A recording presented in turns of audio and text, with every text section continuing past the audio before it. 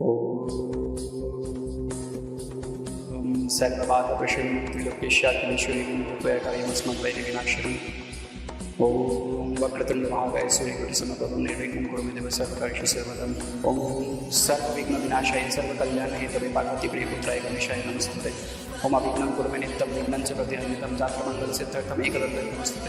যি স্থানত ভগৱান বিষ্ণু থিয় হৈ নিজৰ জংঘাত নিজৰ উৰুত মধুকৈটৱক শিৰচ্ছেদ কৰিলে মানে বধ কৰিলে, সেই স্থান আজি পাণ্ডুনাথ মন্দিৰ নামত বিখ্যাত। কামৰূপত বিভিন্ন টাইমত বিভিন্ন দেৱী দেৱতাই অলৰেডি পূজা কৰিছে, ন ডাউট জনিমণ্ডল পতিত হৈছে, বাট এইটো স্পষ্ট কালিকা পুৰাণত যে জনিমণ্ডল পৰাৰ পূৰ্বতো এই ব্ৰহ্মশিলা কিন্তু কামৰূপত আছিলে। সেই কুণ্ডটো শুনা হয় যে তাতে কিন্তু বহুত মানুহ মৰিছে, তাতে হেনো টানি লৈ যোৱা এটা মেগনেটিক পাৱাৰ আছে। ইয়াতে বছৰৰ বাকী দিনা শিৱৰাত্ৰিৰ বাহিৰে বাকী দিনা কিন্তু পূজা কৰা উচিত নহয়। ইয়াতে আপোনাৰ কিন্তু বেকফায়াৰ হ'ব পাৰে, ইভেন কি আপোনাৰ হয়তো মৃত্যু বা আপোনাক ভিতৰতে সোমাই ল'ব পাৰে। ৰক্তৰ বস্ত্ৰ ৰাখিলে ঘৰত কেতিয়াও নেগেটিভ এণ্টিটি আহিবই নোৱাৰে। এইটো সত্যম সত্যম নসংশয়, এইটোৰ ওপৰত ডাউট কৰিলেও আপোনাৰ পাপ লাগিব। তাতে কি কোৱা হৈছে, তাতে 50,000 পুলকিত শিৱলিংগ আছে। মাই গড! যদি আপুনি কুমাৰী পূজন কৰিছে তেনেহ'লে আপুনি আল্টিমেটলি ভগৱতীৰ সমস্ত ৰূপত সমস্ত বিধানত পূজা কৰিছে। আচ্ছা, চ' শ্বৰ্টকাটটো মা। শ্বৰ্টকাটটো তাতে একচুৱেলি ওমৰ মাজত আপোনাৰ কিমান মাল্টিপল ইউনিভাৰ্ছ আছে সেইটোৰ লজিক আছে। কেনেকৈ উ ম আৰু অৰ্ধমাত্ৰা, ওম লিখিলে এণ্ডত এটা অৰ্ধমাত্ৰা উইচ ইজ অলছ' কল্ড হালাল ইন হিন্দী। তো উ ম আৰু অৰ্ধমাত্ৰা 3.5 লেটাৰ, সেইটো 3.5 ক্ৰ'ৰ ইউনিভাৰ্ছ আৰ দেয়াৰ, যিটো স্কন্দ পুৰাণত বৰ্ণনা কৰা হৈছে। এই যে চায়েন্সে কৈছে যে মাল্টিপল ইউনিভাৰ্ছ, এইটো আমাৰ কিন্তু শাস্ত্ৰত লিখা আছে। তাতে সেই অৰ্ধমাত্ৰাই ভগৱতী দুৰ্গা। অ'কে, চ' ভগৱতী দুৰ্গা সোমাই আছে ওম শব্দটোত।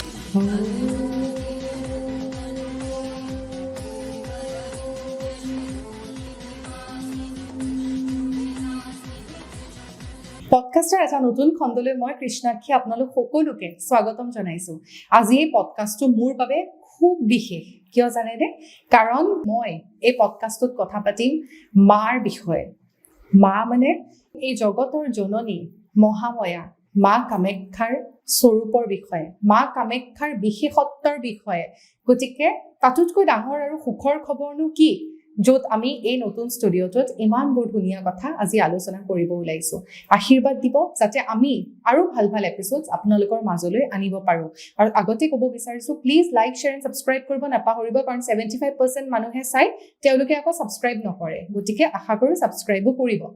এতিয়া আপোনালোকৰ মাজত বলক, যিজন ব্যক্তিক আজি আমি আমন্ত্ৰণ কৰিছোঁ আমাৰ এই পডকাষ্টৰ মজিয়াত, তেখেত খুবেই এজন দেৱীৰ বিষয়ে জনা লোক। তেখেতে কামাখ্যা তন্ত্ৰবিদ্যা প্ৰেক্টিছ কৰি আহিছে আৰু তেখেতৰ বিষয়ে আৰু আমি জানিম তেওঁৰ সৈতে ডিৰেক্টলি কথা পাতি। আমাৰ মাজত আছে তাপস ঘোষ। বলক কথা পাতো। হাই তাপস। হেল্ল' মেম, প্ৰণাম। জয় মা কামাখ্যা। জয় মা কামাখ্যা। জয় মা তাৰা। চবৰ প্ৰথমতে আমি এবাৰ ভগৱতীক সেৱা কৰি ল'ম, কিয়নো আজি আমি যে ইয়াত বহি ভগৱতীৰ প্ৰশংসা কৰিবলৈ আহিছোঁ। ভগৱতীক পঞ্চবক্ত্ৰ শিৱে, ব্ৰহ্মা আৰু বিষ্ণুৱেও তেওঁৰ প্ৰশংসা কৰিবলৈ সমক্ষ নহয়, তাতে আমি ভগৱতীৰ প্ৰশংসা কৰিবলৈ আহিছোঁ। এবাৰ মাক প্ৰণাম কৰিম। ওম কামাখ্যে কাম সম্পন্নে কামেশ্বৰী হৰপ্ৰিয়ে কামনাং দেহি মে নিত্যম কামেশ্বৰী নমস্তুতে। যেও পূৰ্ণ ব্ৰহ্মাণ্ডৰ জননী, যেও কীট পতংগৰ হৃদয়ত অধিষ্ঠান কৰি ব্ৰহ্মক জ্ঞান প্ৰদান কৰে আৰু নিজৰ সন্তানক পোষণৰ শক্তি প্ৰদান কৰে, সেই মাতৃসত্তা ভগৱতী কামাখ্যাক মই ইয়াৰ পৰাই প্ৰণাম কৰিছোঁ। জয় মা কামাখ্যা। কামাখ্যা। আশা কৰোঁ আজি এই পডকাষ্টটো বিৰাট স্পেচিয়েল হ'ব। হয়, স্পেচিয়েলি হয়, কিয়নো যি ভগৱতীৰ বিষয়ে কোনেও ক'ব নোৱাৰে, সেই ভগৱতীৰ বিষয়ে এটলিষ্ট আমি প্ৰয়াস কৰিছোঁ যে তেওঁৰ বিষয়ত আমি কিবা এটা মানুহক প্ৰচাৰ কৰোঁ। তেওঁৰ স্থিতি, তেওঁৰ কিমান প্ৰচাৰ হয়, তেওঁৰ কিমান ইম্পৰ্টেঞ্চ আছে কামৰূপত, সেইটো আজি আমি ডিছকাছ কৰিবলৈ চেষ্টাহে কৰিম মাত্ৰ। এক্সেক্টলি। আৰু ফাৰ্ষ্ট কথা সকলোকে জনাব বিচাৰি পাই সুখী হ'ম যে আমি শক্তি পূজা কৰোঁ। আমাৰ ইমান ভাৰতবৰ্ষত শক্তিৰ আৰাধনা কৰা যায়, আৰু য'ত নেকি অসম কামৰূপত শক্তিৰটো ক'বই নালাগে, একেবাৰে অধিষ্ঠাত্ৰী দেৱী যেন মা কামাখ্যা স্বৰূপ বহি আছে, হয়নে? গতিকে শক্তি কি হয়?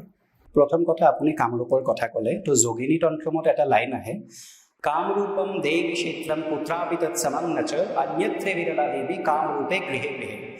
যে ভূমণ্ডলৰ বিভিন্ন স্থানত যদি আমি বিভিন্ন শক্তিপীঠ দেখোঁ, তাতে ভগৱতী দুৰ্লভ হ'বও পাৰে, কিন্তু কামৰূপত প্ৰতিটা গৃহত ভগৱতীৰ অধিষ্ঠান।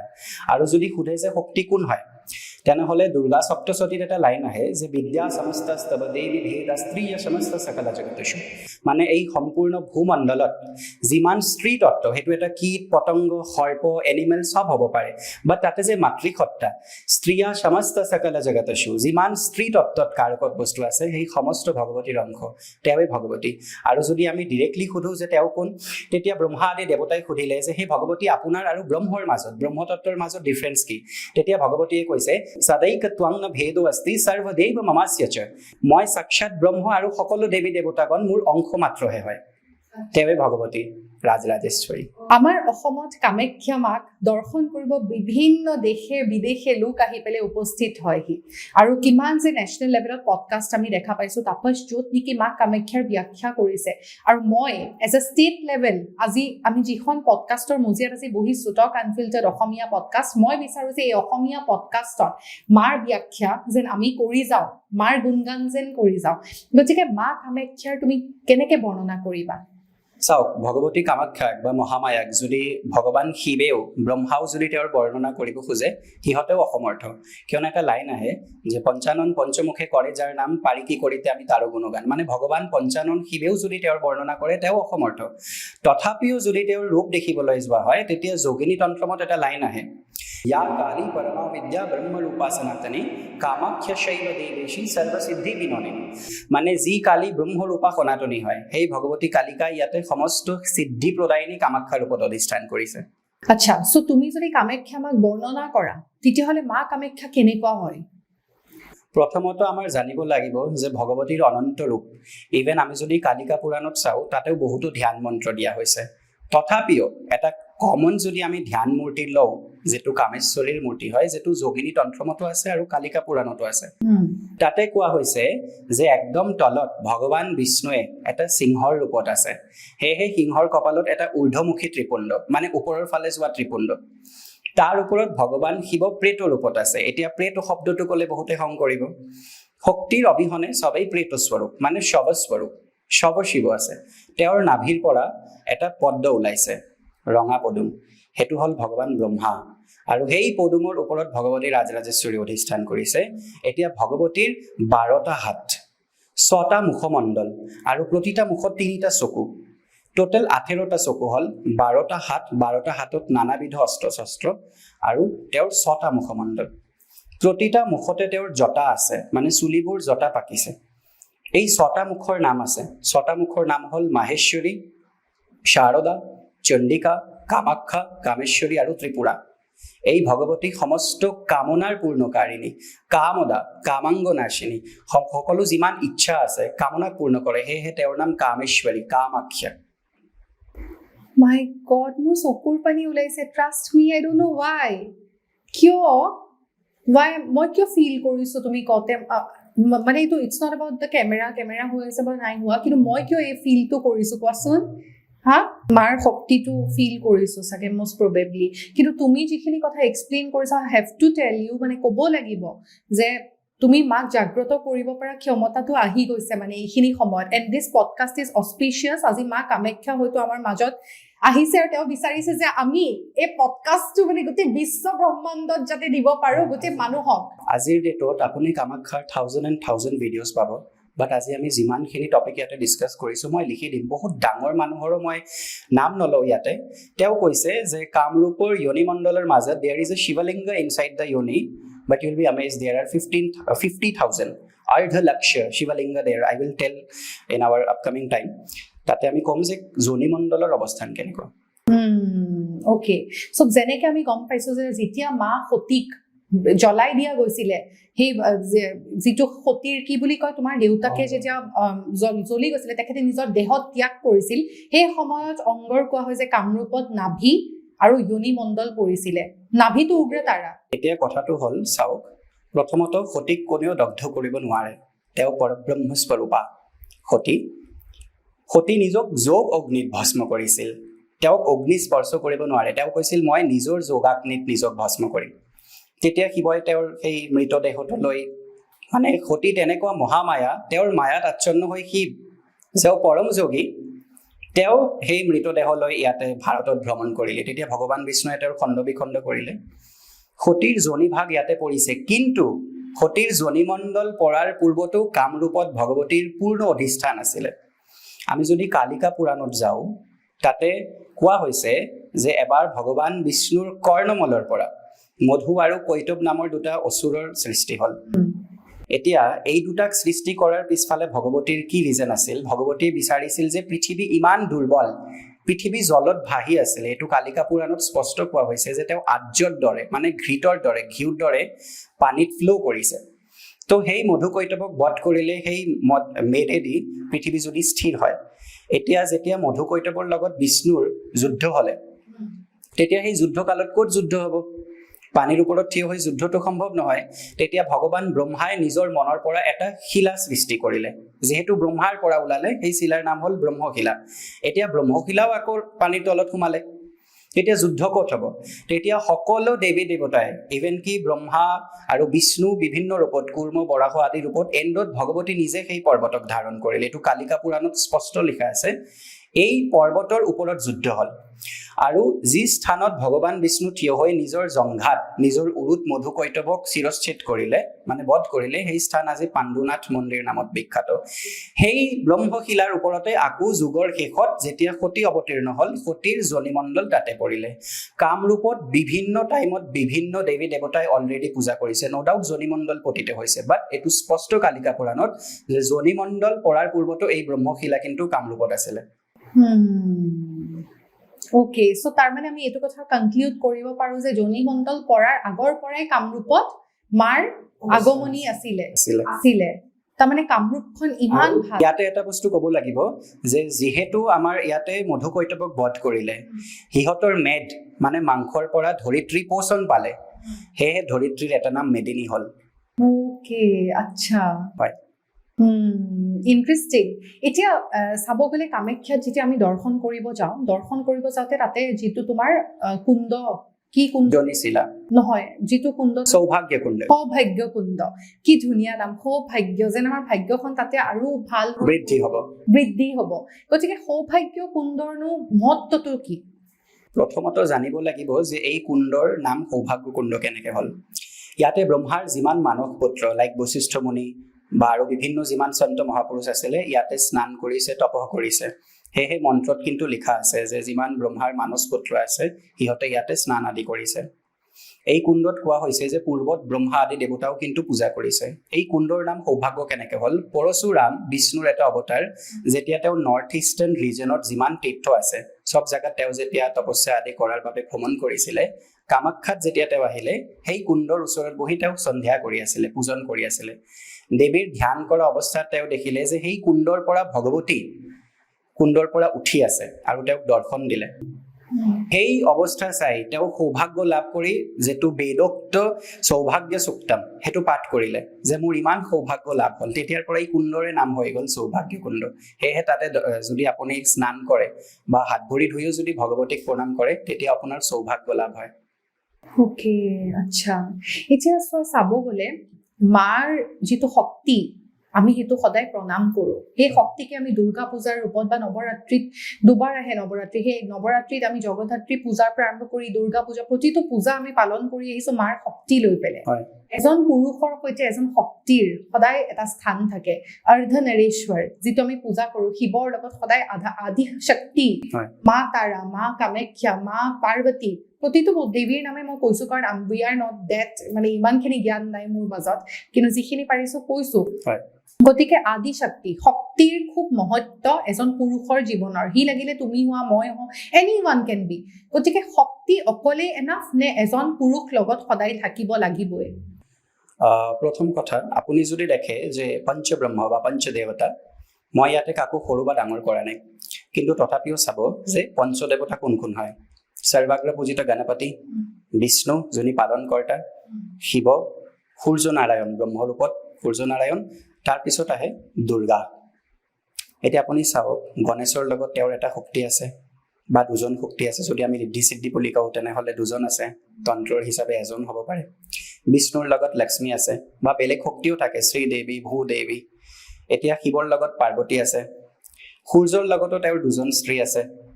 এতিয়া আপুনি যদি দুৰ্গাক দেখে, দুৰ্গা কিন্তু ইণ্ডিপেণ্ডেণ্ট।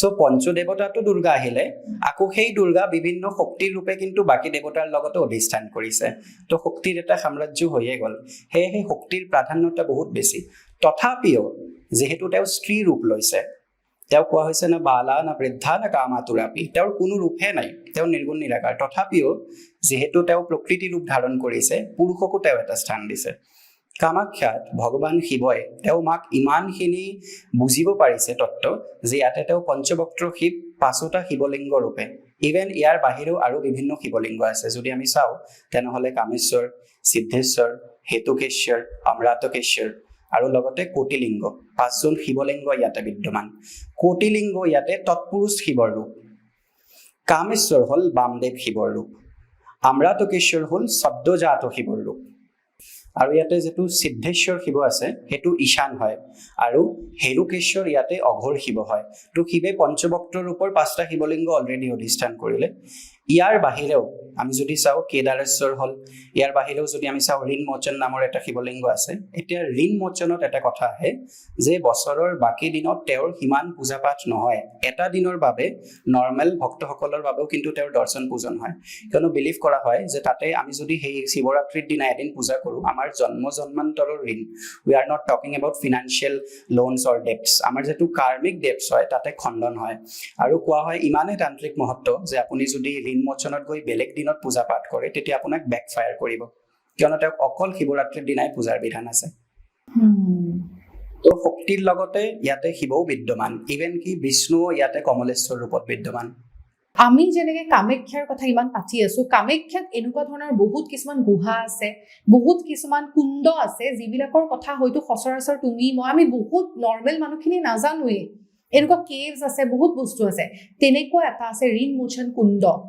হয় সেই কুণ্ডটোৰ শুনা হয় যে তাতে হেনো বহুত মানুহ মৰিছে তাতে হেনো টানি লৈ যোৱা এটা মেগনেটিক পাৱাৰ আছে ঋণ মোচন কুণ্ড মিউজিয়ামৰ কাষত হেতুৰ বিষয়ে অকমান কিবা জানা নেকি হয় চাওক ইয়াতে শিৱ বিভিন্ন ৰূপত আছে যেনেকৈ মই পূৰ্বত ক'লো যে পঞ্চবক্ত্ৰ শিৱ ইয়াতে আছে তথাপিও বিভিন্ন শিৱলিংগ ইয়াতে গুপ্ত ৰূপে অধিষ্ঠান কৰিছে তাৰ মাজত ঋণ মোচন কুণ্ড যেটো হয় ইয়াতে বছৰৰ বাকি দিনা শিৱৰাত্ৰিৰ বাহিৰে বাকি দিনা কিন্তু পূজা কৰা উচিত নহয় ইয়াতে কোৱা হয় শিৱৰাত্ৰিৰ দিনা আপুনি যদি পূজা কৰে তেনেহ'লে আপোনাৰ জন্ম জন্মান্তৰৰ ঋণ কাৰ্মিক ডেপছ খণ্ডন হ'ব এট দ্য সেম টাইম যদি বাকি দিনত আপুনি গৈ তাতে তন্ত্ৰক্ৰিয়া বা পূজা কৰে আপোনাৰ কিন্তু বেকফায়াৰ হ'ব পাৰে ইভেন কি আপোনাৰ হয়তো মৃত্যু বা আপোনাক ভিতৰতে সোমাই ল'ব পাৰে কোৱাৰ মাজতে ও মাই গড এনেকুৱা ঘটনা জানা নেকি মানে এনেকা ঘটনা শ্ৰুতিত বহুত আছে শুনিবলৈ পোৱা যায় যে বহুত মানে তান্ত্ৰিকে তাতে পূজা কৰাৰ পাছত তেওঁৰ কিন্তু সাডেন ডেথ বা সিহঁতৰ কিবা এটা বেকফায়াৰিং কুছ নুকচান সেইটো বহুত ইমিডিয়েটলি হৈ গৈছে সিহঁতৰ লগত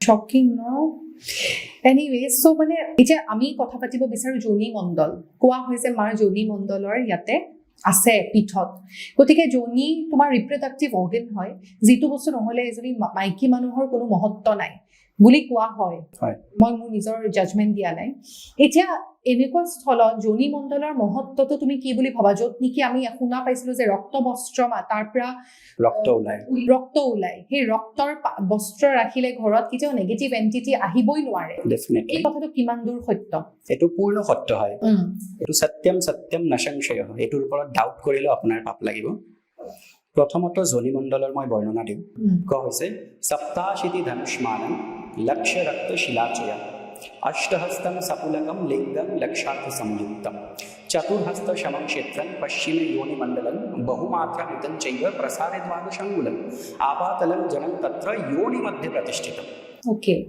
सप्ताशिति धनुर निचिना दीघल হয় জায়গাটো মণ্ডলটো যোনি নহয় যোনি কিমান দীঘল হয় যোনি কোৱা হৈছে 4 হাত দীঘল আৰু 12টা উংলিৰ নিচিনা তাৰ প্ৰস্তাৰ মানে দৈৰ্ঘ্য আৰু প্ৰস্থ লেন্থ আৰু ব্ৰেথ যদি আমি লেন্থ চাওঁ it is around 4 hand আৰু যদি ব্ৰেথ চাও 12 fingers কোৱা হৈছে ওকে তাতে কি কোৱা হৈছে তাতে 50000 পুলকিত শিৱলিংগ আছে মাই গড ডেফিনেটলি তাতে বিন্দু বিন্দু ৰূপত সপুলকিত লক্ষাৰ্ধ সংযুক্তম লিংগ কোৱা হৈছে যে লক্ষ অৰ্ধ মানে 1 লক্ষৰ হাফ 50000 শিৱলিংগ তাতে বিদ্যমান আছে আৰু কোৱা হৈছে যে এই জল সমস্ত তীৰ্থৰ পৰা আহিছে এই যোনি মণ্ডলত সমস্ত তীৰ্থ আৰু কিছু তীৰ্থ সৌভাগ্য কুণ্ডত অধিষ্ঠান কৰে যোনি মণ্ডলত ৰক্তশিলা কোৱা হৈছে তো সাইন্টিফিক কেনে হয় যোনি মণ্ডলৰ পৰা ওলোৱা পানী যদি আপুনি কেতিয়াবা টেষ্ট কৰে তাতে হেমাটাইট বুলি ব্লাডৰ এটা কম্পনেণ্ট ওলায়, সেই কম্পনেণ্টটো কোৱা হৈছে যে সেইটো যদি আপুনি ইনটেক কৰে আপোনাৰ ব্লাড আইৰণত বৃদ্ধি হয়, সেইটোক ৰক্তশিলা বুলি কোৱা হৈছে। আৰু এই যে গুহাৰ মাজত ভগৱতী অধিষ্ঠান কৰিছে, এই গুহাৰ নাম হ'ল মনোভৱ গুহা, কামদেৱে বনাইছিল, সেয়েহে এই গুহাৰ নাম মনোভৱ গুহা। তো আমি যে মন্ত্ৰ মাতো স্পৰ্শ মন্ত্ৰ, তাতেও কোৱা হৈছে যে মনোভৱ গুহা মধ্যে ৰক্তপাষাণ ৰূপিণী তব স্পৰ্শন মাত্ৰেণ পুনৰ্জন্ম ন বিদ্যতে। ইয়াতে কোৱা হৈছে যে মনোভৱ গুহাৰ মাজত ৰক্তপাষাণ ৰূপিণী মানে যি পাথৰৰ ওপৰত ৰক্তাক্ত বৰ্ণ ৰক্তশিলা, তাতে আমি স্পৰ্শ কৰিলে পুনৰ জন্ম নহয়। তো এই গুহাৰ নাম হ'ল মনোভৱ গুহা আৰু কামদেৱে নিজে বনাইছিল এই গুহা। অ'কে, এতিয়া সেই স্পৰ্শ দৰ্শন যিটো বস্তু তাতে আজিকালিও পানীটো সেই ৰক্ত পানীটো পোৱা যায়নে? এইটো কথা হ'ল আমি আমাৰ ঘৰৰ মানুহৰ পৰা শুনিছোঁ যে বহুত টাইম আপোনাৰ হাত ৰঙা হ'ব পাৰে, but it is very rare. All the time it is only in the form of water, পানীৰ ৰূপতহে থাকে। বাট যেতিয়া আম্বুবাচী হয় তেতিয়া সত্যম ন সংশয়, তাতে ভগৱতীৰ কিন্তু ৰজস্ৰাৱ হয়। এই ৰক্ত যিটো ৰক্তবস্ত্ৰ হয় সেইটো যদি ঘৰত ৰখা হয় তেতিয়া কোৱা হৈছে তাতে লক্ষ্মী সাক্ষাৎ বিদ্যমান। কিয়? যোনিমণ্ডলত আমি যদি দেখোঁ তাতে যোনিমণ্ডলত কোন কোন আছে, তাতে কোৱা হৈছে যে মধ্যে চ কুব্জিকা দেৱী প্ৰান্তে প্ৰান্তে চ যোগিনী, মানে মাজত কুব্জিকা আৰু বিভিন্ন যোগিনী চাৰিওফালে, প্ৰান্তে প্ৰান্তে চ যোগিনী। কুব্জিকা কোন হয়? যিমান যোনিমণ্ডল আছে, কামাখ্যাত এটা যোনিমণ্ডল নহয়, বগলাত গ'লেও পানী, কালিতো পানী, চব জেগাত পানী, বিভিন্ন যোনিমণ্ডল। তো মাজত যিটো বৃহৎ যোনিমণ্ডল, কামাখ্যাৰ যোনিমণ্ডলৰ নাম হ'ল কুব্জিকা, আৰু বাকী যিবোৰ আছে তাতে বিভিন্ন যোগিনী অধিষ্ঠান কৰে। তো কামাখ্যাৰ যিটো হয় তাতে যোনিমণ্ডলত কোন আছে? ভগৱতীৰ লগতে কিন্তু আমাৰ লক্ষ্মী আৰু সৰস্বতী দুয়ো অধিষ্ঠান কৰিছে। লক্ষ্মী ইয়াতে কমলাত্মিকা নামত আৰু সৰস্বতী ইয়াতে মাতংগী নামত অধিষ্ঠান কৰিছে। সেয়েহে আপুনি যদি ৰক্তবস্ত্ৰ ৰাখে ডেফিনেটলি লক্ষ্মী আপোনাৰ ঘৰত স্থিৰ হ'ব। এতিয়া যেনেকৈ আমি যোনিমণ্ডলৰ কথা ইমানখিনি জানিলো, গতিকে মায়ে অকল তাতে অধিষ্ঠাত্ৰী হৈ আছে নে বহুত দেৱী দেৱতাও আমি তাতে পোৱা যায়? তাতে অনন্তৰ দেৱী দেৱতা বিদ্যমান। প্ৰথমত কামৰূপত বিভিন্ন দেৱ দেৱী পৰ্বত ৰূপত আছে। আমি যদি দেৱী ভাগৱত চাওঁ, দেৱী ভাগৱতৰ 2য় খণ্ডত চেপ্টাৰ নম্বৰ 38ত হিমালয়ে যেতিয়া ভগৱতীক সুধিছে যে বিভিন্ন তীৰ্থৰ বৰ্ণনা কৰক, তেতিয়া ভগৱতীয়ে নিজে কৈছে কামৰূপৰ নিচিনা ক্ষেত্ৰ ক'তো নাই, তাতে বিভিন্ন দেৱ দেৱী পৰ্বত ৰূপত আছে, মই যোনিমণ্ডলত আছোঁ, তাতে টাইম টু টাইম মোৰ ৰজস্ৰাৱ, মানে যিটো ইয়াতে ৰক্ত মাজে মাজে ওলাই থাকে সেইটো হয়। কৈছে ইয়াৰ নিচিনা তীৰ্থ নাই। যোনিমণ্ডলতো বিভিন্ন দেৱী দেৱতা আছে। প্ৰথমত মা কামাখ্যা পঞ্চৰূপত আছে, শাৰদা, শিৱা, ত্ৰিপুৰা, কামাখ্যা, কামেশ্বৰী। এতিয়া মাৰ লগত কোৱা হৈছে, যেনেকে মই ক'লো প্ৰান্তে প্ৰান্তে চ যোগিনী, মাৰ লগত অষ্ট যোগিনী আছে ইয়াতে। যোগিনীবোৰ কোন কোন? গুপ্তকামা, শ্ৰীকামা, পাদদুৰ্গা, বনস্থা, বিন্ধ্যবাসিনী, কোটেশ্বৰী, ভুৱনেশ্বৰী, দীৰ্ঘেশ্বৰী। এই 8জন যোগিনী ভগৱতীক বেষ্টন কৰি ৰাখিছে কামাখ্যাত। লগতে অষ্ট ভৈৰৱ আছে। ভৈৰৱটোতো তোমাৰ থাকিবই লাগিব। এতিয়া মুঠতে কিমানটা মূলতে তোমাৰ ভৈৰৱ আমাৰ কামাখ্যাত পোৱা যায়? কামাখ্যাত চাওক, ভগৱতীৰ তাতে অষ্ট ভৈৰৱ আছে। অষ্ট ভৈৰৱৰ বাহিৰেও যিমান যোগিনী আছে চবৰ এটা এটা ভৈৰৱ আছে। যদি আমি পীঠৰ ভৈৰৱ সোধো, পীঠৰ ভৈৰৱ হ'ল ইয়াতে উমানন্দ, যাও ভস্মাচলত অৱস্থিত। কিন্তু কোৱা হৈছে এতিয়া যদি আপুনি কামাখ্যা দৰ্শন কৰিলে, আপোনাৰ সিমান টাইম নাই, তেতিয়া কমলেশ্বৰ যিটো কামাখ্যা মন্দিৰৰ কেম্পাছতে আছে, কমলেশ্বৰৰ দৰ্শন কৰিলে উমানন্দৰ দৰ্শনৰ ফল লাভ হৈ যায়, ইফ ইট ইজ আৰ্জেণ্ট। কিন্তু ভৈৰৱৰ পূজা নকৰিলে বোলে কামাখ্যা দৰ্শনো কমপ্লিট নহয়? এনেকুৱা কোনো কথা নাই। যিটো ভৈৰৱৰ কনচেপ্ট হয়, বিভিন্ন জাগাত বিভিন্ন কনচেপ্ট হয়, নো ডাউট ইয়াতে ভৈৰৱ উমানন্দ হয়। তথাপিও যদি আপুনি টাইম নাই আপোনাৰ তাতে, আপুনি মন্দিৰৰ কেম্পাছতে যিটো কমলেশ্বৰ মন্দিৰ আছে তাতে কমলেশ্বৰ দৰ্শন কৰিলে কিন্তু আপোনাৰ ভৈৰৱ দৰ্শনৰ ফল লাভ হৈ যায়। ওকে, আচ্ছা। এতিয়া যেনেকে তোমাৰ তাতে 10 মহাবিদ্যাৰ 10 গৰাকী দেৱী অধিষ্ঠাত্ৰী হৈ আছে, গতিকে তোমাৰ 10 মহাবিদ্যাৰ তাতে ধূমাৱতীক কোৱা হৈছে তো বিধৱা দেৱী হেনো।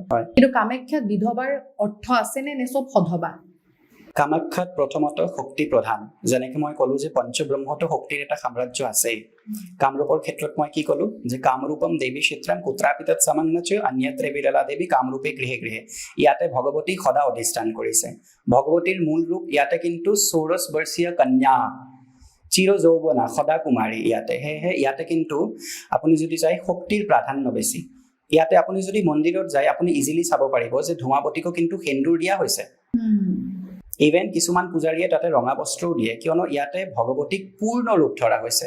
তেওঁ আধা হ'ব নোৱাৰে। তেওঁ যদি শিৱক ভিতৰতো লৈছে তথাপিও তেওঁ শিৱ শক্তিক কৰিব পাৰি। সেয়েহে ইয়াতে কিন্তু সেই বিধৱা কনচেপ্টটো ইয়াতে নাই।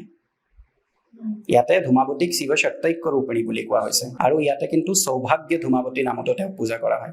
ধূমাৱতী মন্দিৰটো কোনখিনিতে আছে একজেক্টলি?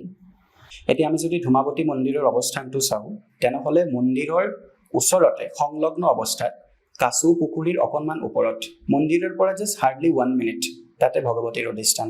ধূমাৱতীৰ যিটো মণ্ডল হয় সেই পীঠৰ নাম হ'ল কোটেশ্বৰী। তাৰমানে এইটো কথা সঁচা যে তেওঁ বিধৱা দেৱী বুলি, বিধৱা দেৱী যিগৰাকী আমি কৈছিলো তেওঁক কিন্তু কামাখ্যাত সধৱা দেৱী বুলিহে পূজিত। পূৰ্ণৰূপে সধৱা ইন দ্য চেন্স তেওঁক পূৰ্ণৰূপে পূজা কৰা হয়। এতিয়া যেনেকে কামাখ্যাত আমি গ'লে ডিৰেক্টলি কামাখ্যা মন্দিৰৰ স্পৰ্শ দৰ্শন কৰিলো আৰু বগলা দেৱী, এই দুটা মন্দিৰ যিটো মানে মানুহৰ মুখে মুখে সকলোৱে জানে। কিন্তু তেনেকে চাব গ'লে ছিন্নমস্তা, ধূমাৱতী, তোমাৰ ত্ৰিপুৰা সুন্দৰী, ললিতা ত্ৰিপুৰা সুন্দৰী, প্ৰতিগৰাকী দেৱীৰে হয়তো মন্দিৰটো অৱস্থান হৈ আছে, কিন্তু বহুতে নাজানে কোনখিনিত একজেক্টলি কোনটো মন্দিৰ। তুমি অকমান জনাব পাৰিবা নেকি? প্ৰথমত কামাখ্যাত কোৱা হৈছে যে অংগ অংগে চ দেৱতা, প্ৰতি অংগত দেৱতা আছে। তথাপিও মূল মন্দিৰৰ ভিতৰত পীঠৰ নাম হ'ল কুব্জিকা। তাতে ভগৱতী নিজে বিদ্যমান, মা কামাখ্যা। তেওঁৰ লগতে যেনেকে মই ক'লো যে তান্ত্ৰিক লক্ষ্মী মানে কমলাত্মিকা আৰু তান্ত্ৰিক সৰস্বতী মানে মাতংগী অধিষ্ঠান কৰিছে। ভগৱতীৰ কুব্জিকা পীঠৰ মানে কামাখ্যাৰ অগ্নিকোণত তাতে চণ্ডিকা নামৰ যোগিনী, মই ক'লো ন যোগিনীৰ ইম্পৰ্টেঞ্চ, চণ্ডিকা নামৰ যোগিনী ললিতা কান্তা পীঠত আছে, যিটো আমাৰ উঠাৰ ফালে। আৰু এজন আছে কাত্যায়নী নামৰ যে যোগিনী আছে, তেওঁ পাদ দুৰ্গা। পাদ দুৰ্গা মানে জয় দুৰ্গাত অধিষ্ঠান। যোগিনী মানে মাৰে ৰূপ হয় তেওঁ। এতিয়া চন্দ্ৰঘণ্টা নামৰ যোগিনী বন দুৰ্গা বা বনস্থাত অধিষ্ঠান কৰিছে। বন দুৰ্গা আমি জানো। ওপৰত যদি যাওঁ ব্ৰহ্ম পৰ্বতৰ ওপৰত তাতে মহাগৌৰী নামৰ যোগিনী, তেওঁ পৰম সৌভাগ্যদায়িনী, তাতে ভুৱনেশ্বৰী ৰূপত অধিষ্ঠান কৰিছে। ইয়াতে চামুণ্ডা দীৰ্ঘেশ্বৰীত অধিষ্ঠান কৰিছে। কালীৰ পীঠৰ নাম হ'ল দীৰ্ঘেশ্বৰী। দীৰ্ঘেশ্বৰীৰ ইম্পৰ্টেঞ্চ ইমান যিমানখিনি কামাখ্যাৰ, তাতে ভগৱতী কালিকা অধিষ্ঠান কৰিছে চামুণ্ডা ৰূপত। কিয়? মই অলৰেডি ক'লো যে ভগৱতী কামাখ্যা কালীৰে এটা ৰূপ হয়। ওকে, এতিয়া যেনেকে দীৰ্ঘেশ্বৰী মন্দিৰ আছে এটা বেলেগ জেগাত, গতিকে সেই দীৰ্ঘেশ্বৰী কামাখ্যাটো অৱস্থান আছেনে? ডেফিনেটলি। কামাখ্যাত যিটো দক্ষিণা কালিকাৰ মন্দিৰ হয় সেই পীঠৰ নাম কোৱা হৈছে দীৰ্ঘেশ্বৰী। আপুনি যদি কালিকা পুৰাণ পঢ়ে তাতে কোৱা হৈছে যে কামেশ্বৰ আৰু কুব্জিকা মানে কামাখ্যাৰ মাজৰ ক্ষেত্ৰটো, সেইটো হ'ল দীৰ্ঘেশ্বৰী। তথাপিও যোগিনী তন্ত্ৰমতো কিন্তু আকৌ কোৱা হৈছে যে যিটো বৰ্তমানে দীৰ্ঘেশ্বৰী মন্দিৰ আমি যাওঁ তাতেও কিন্তু ভগৱতীৰ অধিষ্ঠান কোৱা হৈছে। চ' ডেফিনেটলি আমি দুটা জাগাতে পূজা কৰিব পাৰোঁ। ওকে, এতিয়া যেনেকে আমি ইমানবোৰ কথা পাতিলো দেৱীৰ বিষয়ে, আমাৰ কামৰূপত ইমান দেৱীৰ এটা মহত্ব আছে য'ত নেকি আমি মাক ইমান পূজা কৰোঁ, কিন্তু সেই দেৱী মই যদি ভাবো মই হয় বুলি মই ভুল ভাবিম নেকি? চাওক, কামাখ্যাত প্ৰথমতে কোৱা হৈছে প্ৰতিটা স্ত্ৰীকে শক্তি বুলি মাতা হয়। তাতে ইভেন আমি যদি তন্ত্ৰত দীক্ষাও লওঁ তেতিয়া কোৱা হয় যে শক্তিৰ অবিহনে পূৰ্ণাভিষেক, which is a সংস্কাৰ in tantra। তাতেও কিন্তু শক্তিৰ প্ৰাধান্য বেছি। তথাপিও কামাখ্যাত কুমাৰী পূজাৰ চবতকে বেছি মাহাত্ম্য, আটাইতকৈ মাহাত্ম্য কিন্তু কুমাৰী পূজাৰ। ইয়াত এটা ষ্টৰী আছে। কালিকা পুৰাণত এটা ষ্টৰী পোৱা যায় যে এবাৰ ভগৱান বিষ্ণুৱে ভাবিলে যে মই ইমান অসুৰক বধ কৰিছো, তো মই এবাৰ পাপস্খলন কৰোঁ। তেতিয়া তেওঁ ভগৱতী কালিকাৰ তপস্যা কৰিছে অষ্টাক্ষৰী মন্ত্ৰয়েদি। কালিকাৰ অষ্টাক্ষৰী ওম ক্ৰীং কালিকা হৈ নমঃ, এই মন্ত্ৰত তেওঁক পুৰস্চৰণ কৰিলে, তপস্যা কৰিলে। তেতিয়া ভগৱতী কালিকাই তেওঁক পাপৰ পৰা মুক্তি প্ৰদান কৰিলে। ভগৱান বিষ্ণুৰ যি পাপ পুৰুষ ওলালে সেই পাপৰ পৰা এটা অসুৰৰ সৃষ্টি হ'ল, তেওঁৰ নাম হ'ল কলাসুৰ। এই কলাসুৰে কি কৰিলে, সমগ্ৰ দেৱতাসকলক, পুৰা ভূমণ্ডলক সিহঁতক ডিষ্টাৰ্ব কৰা ষ্টাৰ্ট কৰিলে। এই কলাসুৰৰ পৰা মুক্তি পাবলৈ এই যোনি মণ্ডলতে আহি দেৱতাসকলে মাৰ স্তুতি কৰিলে। ইয়াতে কুব্জিকা পীঠত, কুব্জিকা নিজেই বালা ত্ৰিপুৰা সুন্দৰী, তেওঁ নিজেই এটা কুমাৰীৰ ৰূপে প্ৰাদুৰ্ভূত হ'লে আৰু তেওঁ ক'লে যে এতিয়া মই কলাসুৰৰ বধ কৰিম। তেওঁ কলাসুৰৰ তাতে গ'লে আৰু ক'লে যে মোৰ কোনো মাতা পিতা নাই, মোৰ ভোক লাগিছে। মাতা পিতা নাই ইন দ্য চেন্স হোৱাট, তেওঁ অযোনি সম্ভৱা মানে এটা স্ত্ৰীৰ গৰ্ভৰ পৰা ওলোৱা নাই। তেতিয়া তেওঁ কলাসুৰক ক'লে যে মোৰ বহুত ভোক লাগিছে, মোক কিবা খাব দিয়ক। এতিয়া কলাসুৰে তেওঁ কুদৃষ্টিতে দেখিলে, তেতিয়া তেওঁ পাপ কৰিলে। এতিয়া মায়ে ইমান খাই আছে যে এণ্ডত একোৱে নাথাকিলে। তেতিয়া কলাসুৰে ক'লে মোৰ ৰাজ্যত যি আছে আপুনি চব খাব পাৰে। তেতিয়া ভগৱতীয়ে যি বস্তু আছিলে চব ভক্ষণ কৰিলে, এণ্ডক কলাসুৰকো খাই ল'লে। তেতিয়া ভগৱতীৰ নাম হ'ল কলকুমাৰী, যিহেতু কলাসুৰক বধ কৰিলে। সেয়েহে বেলেগ জাগাত কুমাৰীৰ নামকৰণ কৰিলেও 9টা নাম আছে কুমাৰীৰ, কিন্তু ইয়াতে কলকুমাৰী বুলি কোৱা হয় কামাখ্যাত। হয়, আচ্ছা। কলাসুৰক বধ কৰি তেওঁ কলকুমাৰী বা কুলকুমাৰী নামে প্ৰসিদ্ধ হ'লে। সেয়েহে কোৱা হৈছে যে ইয়াতে যদি আপুনি কুমাৰী পূজন কৰিছে তেনেহ'লে আপুনি আল্টিমেটলি ভগৱতীৰ সমস্ত ৰূপত সমস্ত বিধানত পূজা কৰিছে। আচ্ছা, সো শৰ্টকাটটো মা। শৰ্টকাটটো মা। কাৰোবাৰ যদি প্ৰব্লেম হয়, কোনোবা যদি সোধে যে কি পূজা কৰিব পাৰোঁ, যদি বাজেট নাথাকে আপুনি সামান্য কুমাৰী পূজাই দিয়ক, আপোনাৰ তথাপিও অভীষ্ট সিদ্ধি হয়। আমি যদি ঘৰত ভাবো যে কুমাৰী পূজা কৰিম, তেতিয়াহ'লে কোনো ডেটবাৰ চাব লাগিবনে, নে বৃহস্পতিবাৰে কৰিব পাৰি? আমি যদি দেৱী ভাগৱত চাওঁ, দেৱী ভাগৱতত কোৱা হৈছে যে মোৰ পূজাৰ বাবে কোনো তিথি নক্ষত্ৰ বাৰৰ প্ৰয়োজন নাই, ঠিক আছে। আৰু কামৰূপত কুমাৰী পূজাৰ বাবে আপোনাৰ তিথি দেখাৰ কোনো প্ৰয়োজন নাই। ইয়াতে আপুনি যিকোনো সময়ত কুমাৰীৰ পূজা কৰিব পাৰে। আপোনাৰ ভাৱ, আপোনাৰ ফিলিংছ জাষ্ট সেইটো অথেণ্টিক হ'ব লাগে। আচ্ছা, এই যে কুমাৰী পূজাৰো মন্ত্ৰ থাকে বা নিয়ম থাকে, এতিয়া চবেইতো মন্ত্ৰ বা নিয়ম নাজানিবও পাৰে। কুমাৰীৰ মাজত যিহেতু ঈশ্বৰ বিৰাজমান, মা বিৰাজমান, গতিকে সেই মন্ত্ৰ নোপোৱাকে কেনেকে কুমাৰী পূজা? মন্ত্ৰ নালাগে, সেইটোৱে মই মন্ত্ৰৰ থ্ৰুৰে কৈছো। দেৱতাধীনম জগৎ সৰ্বং ভক্ত্যাধীনম দেৱতা। যি জগত দেৱতাৰ অধীন, সেই দেৱতা কিন্তু ভক্তৰ অধীন। আপুনি যদি ভক্তি ভাৱেৰে তেওঁক পূজা কৰে, মই এটা ষ্টৰি ক'ব খোজো। দেৱী ভাগৱতত সত্যব্ৰত নামৰ এজন সাধকে ভগৱতীৰ পূজা কৰিছিলে, সাধনা কৰিছিলে। তেওঁ ভুল বীজ অক্ষৰ জাপ কৰিছে, তেওঁ ঐং মন্ত্ৰটো আই বুলি জাপ কৰিছে, তথাপিও তেওঁৰ সিদ্ধি হ'ল। চ' ভগৱতী মন্ত্ৰৰ অধীন নহয়, তেওঁ মন্ত্ৰৰ ঊৰ্ধত হয়। কোনোবা যদি কৈছে যে মন্ত্ৰ সিদ্ধিত তেওঁক পাব, চবতকে ডাঙৰ হ'ল কৃপা। কৃপা মাৰ কেনেকে পাওঁ আমি? কৃপা in the sense everything is dedication, surrender. চবতকে ডাঙৰ হ'ল কৰ্ম। কৰ্ম যদি আপোনাৰ সৎ হয়, তেতিয়া ডেফিনেটলি আপুনি তেওঁক যি ৰূপত পূজা কৰিছে সেইটো ৰূপতে আপোনাৰ সিদ্ধি লাভ হ'ব। আপোনাৰ যদি কৰ্ম বেয়া, আপুনি নিজৰ মাতা পিতাক যদি সিমান সন্মান কৰিব পৰা নাই, আপুনি নিজৰ স্ত্ৰীক সন্মান কৰিব পৰা নাই, আপোনাৰ ইনকাম হৈছে লেক্স বাট আপুনি ডনেশ্যন কৰিছে 0, আপুনি যদি প্ৰকৃতিক একো ৰিটাৰ্ণ দিয়া নাই, তেনেহ'লে নেচাৰে আপোনাক কেনেকৈ ডিল কৰিব, তেওঁ কিয় আপোনাৰ ভাৰ ল'ব? সেয়েহে আপোনাৰ কৰ্মৰ ওপৰত ডিপেণ্ড কৰে যে ভগৱতী কিমান কৃপা কৰিব। কিয়নো আমি যদি তুলসীদাস ৰচিত ৰামায়ণ চাওঁ, তাতেও কোৱা হৈছে কৰ্ম প্ৰধান বিশ্ব ৰচি ৰাখা। কৰ্মতহে সম্পূৰ্ণ বিশ্বৰ ৰচনা হৈছে, কৰ্মৰ বাহিৰে একো নাই। সেয়েহে কৰ্ম যদি সৎ হয়, তেতিয়া ভগৱতী ডেফিনেটলি আপোনাক কৃপা কৰিব। এক্সেক্টলি। চ' মই যদি আজি ভাবো যে মই কুমাৰী পূজা কৰিম, কুমাৰী পূজা বয়সটো তোমাৰ বাচ্ছাৰ 3 বছৰ। কুমাৰী পূজাত কোৱা হৈছে 1 বছৰৰ ঊৰ্ধত, 2 বছৰৰ পৰা 10 বছৰলৈকে। অ'কে, চ' 2 পৰা 10 বছৰৰ ভিতৰত মই যদি কুমাৰী ছোৱালী আনি পেলাই ঘৰত পূজা কৰো, অকল খোৱা, ভালকে ভৰি ধোৱা। আপুনি কুমাৰীক চিম্পলি আনক, তেওঁ ভগৱতী ৰূপত, তেওঁক নিজৰ মাতৃসত্তা, মাতৃ ৰূপত দেখক। তেওঁক তন্ত্ৰ মন্ত্ৰৰ অধীন কৰিব নালাগে। মই যেনেকৈ অলৰেডি কৈ দিলোঁ যে ভক্তাধীনম দেৱতা, তেওঁক ভক্তিৰে চাওক, তেওঁক বহিব দিয়ক, ভৰি ধুৱাই দিয়ক। ইউ কেন গিভ হাৰ আলতা, সেন্দুৰ, ফুড দি কেনে তাৰ শৃংগাৰ কৰাব পাৰে। কুমাৰীক যি ভাল লাগে, চকলেট দিব পাৰে, যি বস্তু সেইবোৰ দি কেনে আপুনি চিম্পলি সেৱা কৰি লওক। कुछ नहीं आता है तो आप मन ही मन में जय मां कामाख्या ही बोल सकते हो। Exactly. Recently মই এই কথাটো তোমাক ক'ব বিচাৰিছো, I would like to share everyone, মানে সবকে ক'ব বিচাৰো। সৰু থাকোতে আমাৰ উগ্ৰতাৰাত মানে খুব কুমাৰী পূজা কৰে। তেতিয়া এটা নিয়ম আছিল যে বামুণৰ কুমাৰীকহে পূজা কৰিব, কিন্তু আজিকালিতো সব কুমাৰীকে কৰা যায়, কাৰণ প্ৰতিজনী কুমাৰীৰ মাজতে ঈশ্বৰ বিৰাজমান। কিন্তু সেই তেতিয়া ঠিক আছে বাৰু, কিছু ক্ষেত্ৰত আগৰ দিনত বায়াস আছিলে, আজিকালি চেঞ্জ হৈছে। গতিকে মোক তেতিয়া কুমাৰীক পূজা খুব কৰিছিলে। কোৰ্টে এটা কাপল আছিলে আমাৰ ওচৰৰে, সিহঁতৰ বহুত বছৰ বাচ্চা হোৱা নাছিলে। সদায় পূজা কৰে, নহয় নহয় নহয়, লাষ্টত মোৰ মায়ে ক'লে যে তুমি এবাৰ তোমালোকে কুমাৰী পূজা কৰাচোন, কি জানিবা তোমাৰ গোট ভৰি যায়, এনেকে ক'লে। কওঁতে তেওঁলোকে আহি ভক্তি ভাৱেৰে গিৰিয়েক এনেকে, ময়ে আছিলো তেতিয়া এইখিনি সময়ত, মানে কুমাৰী পূজা কৰিলে, বহুত মোক সুখেৰে বস্তু দিলে, মাক চাগে আৰাধনা কৰিলে। উইদিন 6 months তাহাঁতৰ কনচিভ হৈ গ'ল। চ' মহত্ব চোৱা তুমি, কুমাৰী পূজাৰ কিমান মহত্ব থাকিব পাৰে। গতিকে এই বস্তুটো দেখাৰ পিছতে মই গম পাইছো যে পৃথিৱীত কিবা হওক নহওক, কিন্তু কুমাৰী ছোৱালীৰ মাজত মা থাকে, আৰু সি লাগিলে যোনেই নহওক, এজনী কুমাৰী সদায় ঈশ্বৰ ৰূপী, মা ৰূপী। আৰু কিয় মই ভাবিলো চাইণ্টিফিকেলিও যদি ভাবিব যাওঁ, কাৰণ সেইখিনি সময়ত সিহঁতৰ নেগেটিভ থটছ, মানুহৰ কাৰণে নেগেটিভ জেলাচি, ঈৰ্ষা ভাৱ একো নাথাকে, সেইকাৰণে মায়ে সিহঁতৰ মাজত থাকে, হয়নে? হয়।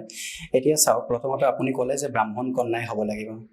দেৱী ভাগৱতত স্পষ্ট ৰূপত লিখা আছে যে ন' ডাউট ব্ৰাহ্মণ কন্যাক পূজা কৰিলে সৰ্বাৰ্থ সিদ্ধি, আপোনাৰ সকলো মনস্কামনা পূৰ্ণ হ'ব। কিন্তু যদি আপোনাৰ ধন সম্পত্তি বা উন্নতি লাগে, আপুনি বৈশ্য, ইভেন কি শূদ্ৰৰ কন্যাকো পূজা কৰিব পাৰে। যদি আপোনাৰ ৰাজকাৰ্যত উন্নতি লাগে, যদি আপোনাৰ ওপৰত কোৰ্ট কেছ আছে, ৰাজকাৰ্য in the sense which is related to government or politics, তেতিয়া আপুনি ক্ষত্ৰিয় কন্যাকো পূজা কৰিব পাৰে। চ' সেইটোত কিন্তু কোনো বায়াছ নাই। কিয়নো শাস্ত্ৰত আমি যদি তন্ত্ৰত চাওঁ তাতে কিন্তু স্ত্ৰী মানুহকো মূৰ্তিত প্ৰাণ প্ৰতিষ্ঠা কৰাৰ সময়ত ওম প্ৰণৱ শব্দটো উচ্চাৰণ কৰিব দিছে। সেইটো এটা হয়। আৰু কুমাৰী পূজাত সৰ্বাৰ্থ সিদ্ধি হয়। তেতিয়াহ'লে সেইটো পূজাৰ নিচিনা মহত্ব একো পূজাই নাই। একো পূজাই নাই, তেওঁ সাক্ষাৎ শক্তি। মই বৈষ্ণোদেৱী যেতিয়া গৈছিলো খোজকাঢ়ি গোটেই পাহাৰ গৈ আছিলো, যাওঁতে দেখিছিলো বহুত মানুহে সৰু সৰু ছোৱালীক ৰাস্তাতে কুমাৰী পূজা কৰি কৰি গৈ আছিল। তেতিয়া মই ভাবিলো যে কি হ'ব পাৰে, তাৰমানে সেই ৰাস্তাটো ইমান পবিত্ৰ বৈষ্ণোদেৱীত যাওঁতে যে তাতেই কুমাৰী পূজা কৰি কৰি মানুহে নিজৰ মনৰ সিদ্ধি কৰিবৰ প্ৰচেষ্টা চলাই গৈ আছিলে। সঁচাকৈ কুমাৰী পূজাৰ মহত্ব যথেষ্ট। আপোনালোকৰো যদি কিবা এক্সপিৰিয়েঞ্চেছ আছে কমেণ্টত শ্বেয়াৰ কৰিব নাপাহৰিব। আমিও জানিব বিচাৰিম যে আপোনালোকৰনো কুমাৰী পূজাৰ কেনেকুৱা ধৰণৰ মহত্ব জীৱনত হৈ গৈছে, নিশ্চয় জনাব, কাৰণ সেইটো শুনি হয়তো আমি আৰু এটা পডকাষ্ট একেধৰণে তাপসৰ সৈতে শ্বুট কৰিবলৈ আৰু আগ্ৰহী হৈ পৰিম। এতিয়া আমি নেক্সট পাৰ্টত যাব বিচাৰিম। তাপস, এতিয়া আমি ইমানখিনি কথা পাতিলো, মাৰ যেন বৰ্ণনাৰ অন্ত নাই, আৰু আমি এই অন্তটো আমি কেতিয়াও আনিবও নিদিওঁ। আমি আকৌ পাৰ্ট কিছুমান কৰি যাম তোমাৰ লগত, আৰু বিভিন্ন ধৰণৰ বস্তুও কাভাৰ কৰিব লাগিব, যেনেকে তোমাৰ নক্ষত্ৰ, মানুহৰ বহুত ধৰণৰ নক্ষত্ৰ বহুত সলনি হৈ থাকে, আৰু সেইকাৰণে মানুহৰ বাৰ্থ চাৰ্টখনো বেলেগ বেলেগ ধৰণৰকে দেখা পায়। You are expert in that. আমি সেইটোলৈ আহিম পাৰ্টটোত, বাট লাষ্ট পাৰ্টটো যিহেতু আহি পাইছো, গতিকে ৰাইজৰ কাৰণে মই সুধিব বিচাৰিম যে যেনেকে আমাৰ এপিক্স বিলাক মহাভাৰত, ৰামায়ণা, সেনেকুৱা বহুত এপিক্স আছে আমাৰ। এতিয়া সেই এপিক্সৰ ভিতৰত মহাভাৰতত বাৰু মাৰ উল্লেখ আছে নেকি? হয়, চাওক, ডিৰেক্টলি যদি উল্লেখ নাথাকেও আমাৰ যিমান পুৰাণ আছে 18টা পুৰাণৰ মাজত এটা ইম্পৰ্টেণ্ট পুৰাণ হ'ল স্কন্দ পুৰাণ। সেই স্কন্দ পুৰাণৰ কৌমাৰিকা খণ্ডত ভগৱান কৃষ্ণই কৈছে যে এবাৰ মূৰ নামৰ এটা দৈত্য আছিলে, দৈত্য ৰজা। তো এই প্ৰাগজ্যোতিষপুৰ, আমি য'ত বহি আছো, প্ৰাগজ্যোতিষপুৰৰ ৰজা আছিলে মূৰ নামৰ এটা দৈত্য। সেই মূৰৰ লগত যেতিয়া ভগৱান কৃষ্ণই যুদ্ধ পাতিলে, সেই যুদ্ধত মূৰৰ বধ হ'ল। তো মূৰৰ বধ কৰাৰ কাৰণে কৃষ্ণৰ নাম হ'ল মুৰাৰী। আমি কওঁ ন, হৰে মুৰাৰী। তো মূৰৰ বধ কৰিলে।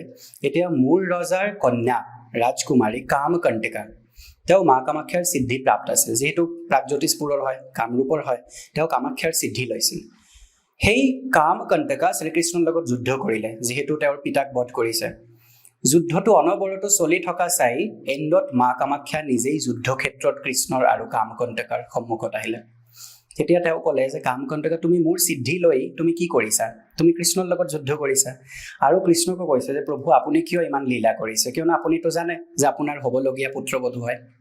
ক'লে যে পুত্ৰবধূ কেনেকে? কামকণ্টিকা শক্ত। তেতিয়া কৈছে যে ঘটোৎকচৰ লগত কামকণ্টিকাৰ বিবাহ হ'ব। তো হোনে বালি বহু হৈ গৈ।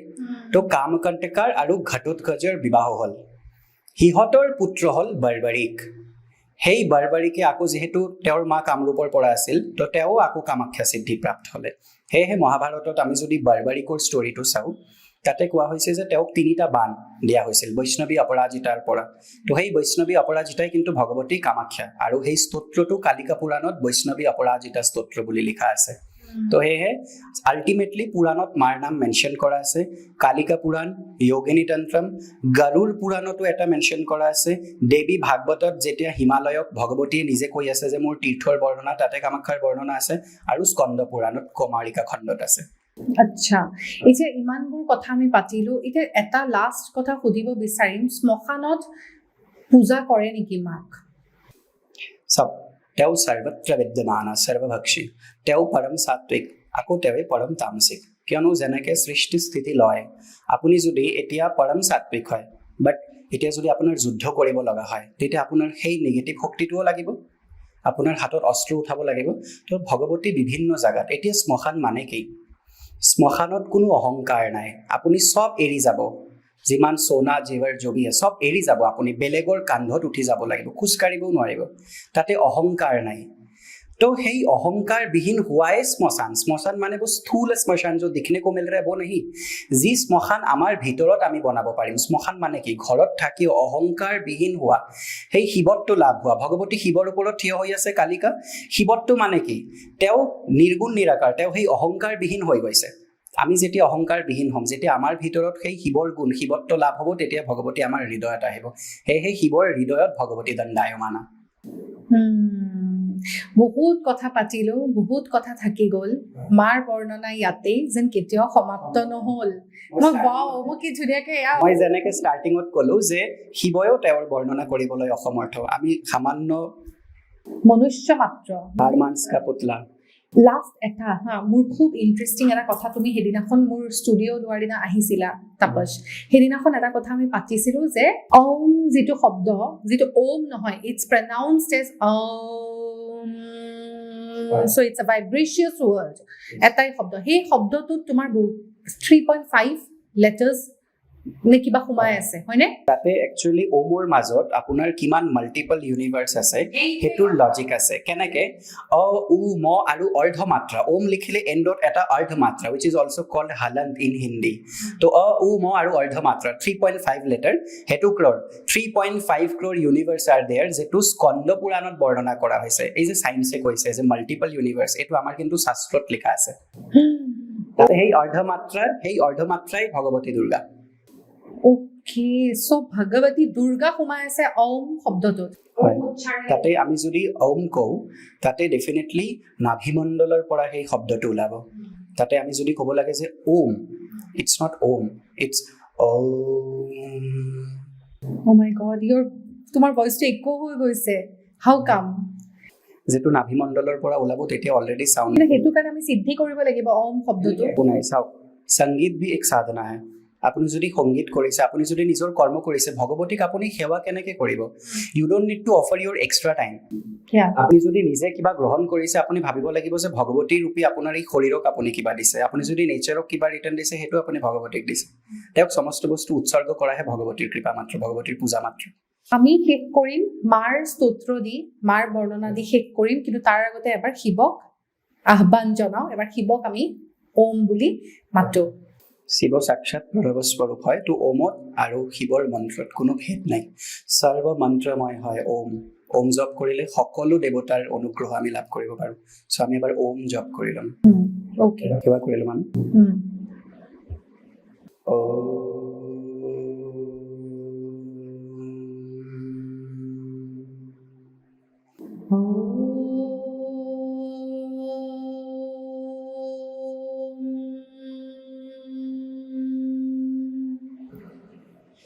কামাখ্যামাৰ সূত্ৰ দি, কামাখ্যাৰ নহয়, এইটো ভগৱতীৰ যিকোনো স্থানতে প্ৰয়োগ কৰিব পাৰো।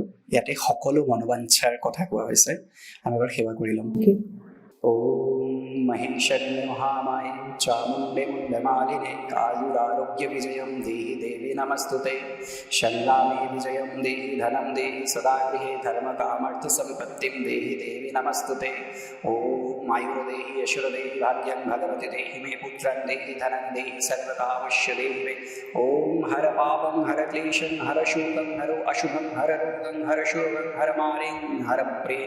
ওম জ্ঞাতজ্ঞাতঃ কৃতঃ পাপম দুর্গে ত্বম হরো দুর্গতিম।